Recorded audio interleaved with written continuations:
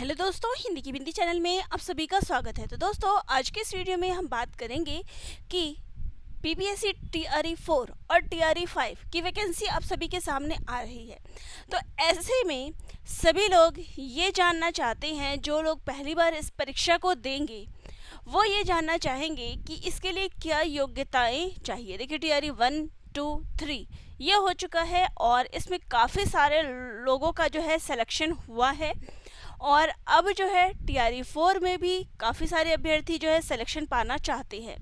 और इसके लिए जो सबसे बड़ी चीज़ आती है वो आती है कि इसके लिए क्या योग्यताएं होनी चाहिए। आपके पास क्या योग्यता हो कि आप बिहार में शिक्षक बन सकते हैं। तो देखिए, 2 वैकेंसी तो फिक्स हो गई ना कि करीब 1 लाख वैकेंसी जो है इसमें आने वाली है टीआरई 4 और टीआरई 5। तो ये 2 चीज़ें आप सभी के सामने आएगी। तो इसमें देखिए, इसमें जो एग्ज़ाम होता है, कक्षा 1 से 5 के आप टीचर बन सकते हैं, कक्षा 6 से 8 के आप शिक्षक बन सकते हैं, 9 से 10 के और कक्षा 11 से 12 के लिए आप शिक्षक बन सकते हैं।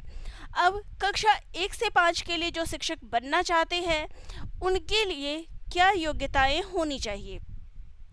तो देखिए, 1 से 5 प्राइमरी है, जिसके लिए अगर आप 12th पास है, आपने इंटरमीडिएट किया है, तो आप शिक्षक बनने के बिल्कुल योग्य हैं।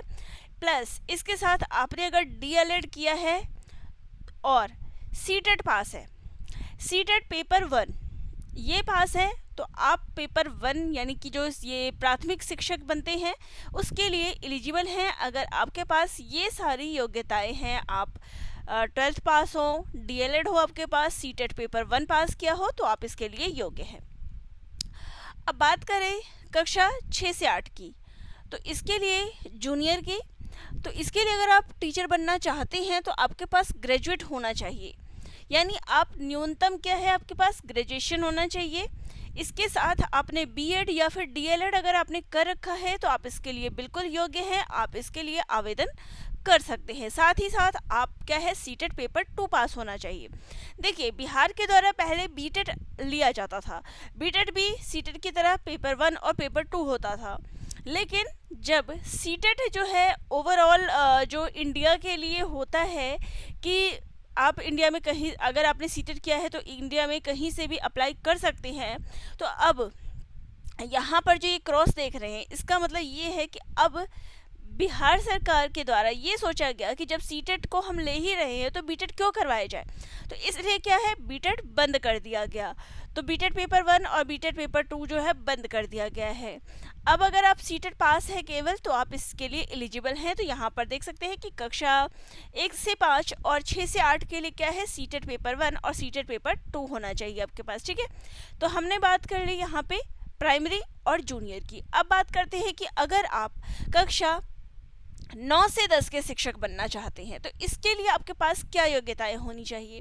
तो इसके लिए आपको ग्रेजुएट होना चाहिए। आपने अगर ग्रेजुएशन अपनी कर रखी है, चाहे आपने बीए कर रखा है, बीकॉम कर रखा है या फिर बीएससी कर रखा है, किसी भी सब्जेक्ट में आप अगर ग्रेजुएट हैं, आपने बीएड कर रखा है और इसके अलावा बिहार सरकार के द्वारा एस्टेट किया जाता है, स्टेट लेवल पे जो ये एलिजिबिलिटी टेस्ट होता है टीचर का वो लिया जाता है, तो ये भी 2 लेवल का होता है, पेपर 1 होता है और पेपर 2 होता है।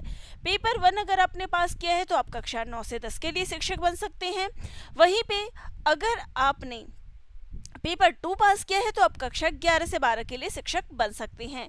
तो यहाँ पर एस्टेट करवाया जाता है, जो कि स्टेट लेवल का होता है। ठीक है, और यहाँ पे देख सकते हैं, इसके अलावा अगर आपने बीएड कर रखा हो तो आप इसके लिए एलिजिबल हैं। पोस्ट ग्रेजुएशन आपके पास होनी चाहिए, मास्टर्स किसी भी सब्जेक्ट में, तो उस सब्जेक्ट के आप शिक्षक बन सकते हैं।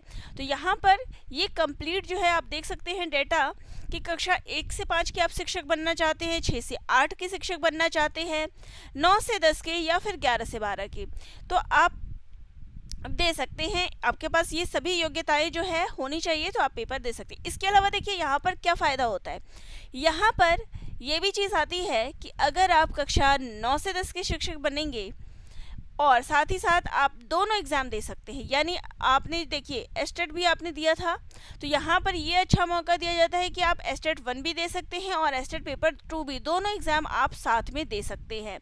अलग अलग दिन पेपर होता है तो कोई दिक्कत नहीं होती है, तो आप आसानी से इन दोनों पेपर्स को एक साथ कर सकते हैं। ठीक है, तो यहाँ पर ये दोनों चीज़ हो गई है कि आप दोनों पेपर, और जब आपने ये दोनों, यानी कि अब मैं एक कॉमन चीज़ बताऊं तो आप इन चारों विषयों के लिए, यानी चारों टाइप के जो ये शिक्षक एग्ज़ाम होते हैं, क्योंकि ये परीक्षाएं क्या है अलग अलग दिन में होता है, अलग अलग तिथियों में होता है, तो आप एक साथ चाहे तो 3 के लिए अप्लाई कर दे, 2 के लिए अप्लाई कर दे या फिर 4 के लिए अप्लाई कर दे, किसी के लिए भी आप यहाँ पर अप्लाई कर सकते हैं। तो ये बहुत बड़ा एक बेनिफिट होता है कि एग्ज़ाम अगर आप देना चाहते हैं तो आप किसी भी विषय में एग्ज़ाम दे सकते हैं। देखिए जिन्होंने, अगर मैं बताऊँ TRE 1 2 3 की, तो जिन्होंने 6 से 8 के लिए दिया था, उन्होंने 9 से 10, 11 12 इन सभी के लिए दिया था। तो यहाँ पर अगर आपने ये चीज़ें कर रखी है तो आपके लिए बहुत अच्छा है कि एक साथ आप बाकी विषयों के लिए भी पेपर दे सकते हैं। विषय नहीं, मतलब बाकी जो शिक्षक बनना चाहते हैं आप उसके लिए दे सकते हैं। विषय तो देखिए, अगर विषयों की बात करूं कि क्या, जैसे मैंने मान लीजिए, मैं आप एक एग्जांपल मान लीजिए कि एक बच्चे ने इतिहास से भी मास्टर्स कर रखा है और इंग्लिश से भी कर रखा है, तो क्या वो दोनों के लिए अप्लाई कर सकता है? तो देखिए मास्टर्स की बात करो तो मास्टर्स के जितने पेपर होंगे वो सारे एक दिन में होंगे। जो ग्रेजुएशन के पेपर होंगे यानी कक्षा 9 से 10 के पेपर, ये एक दिन होंगे।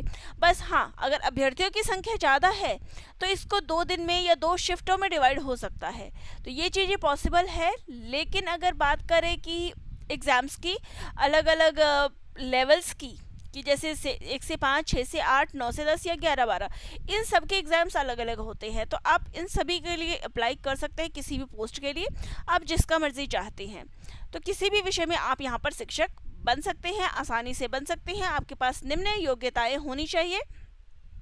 आप मुझे कमेंट करके ज़रूर बताइएगा कि आप किस चीज़ की तैयारी कर रहे हैं। यहाँ पर जो मैंने आपको चारों शिक्षकों का दिखाया है कि कौन से लेवल की आप तैयारी कर रहे हैं, कमेंट करके ज़रूर बताइएगा, क्योंकि आने वाले कुछ समय में आपको यहाँ पर नोटिफिकेशन ज़रूर मिलने वाला है ऑनलाइन आवेदन के लिए TRE 4 के लिए, और यहाँ मैं आपकी TRE 4 की भी तैयारी करा रही हूँ। तो जिनको भी तैयारी करनी है मुझे कमेंट ज़रूर करिएगा। मिलते हैं नेक्स्ट वीडियो में, सभी का धन्यवाद।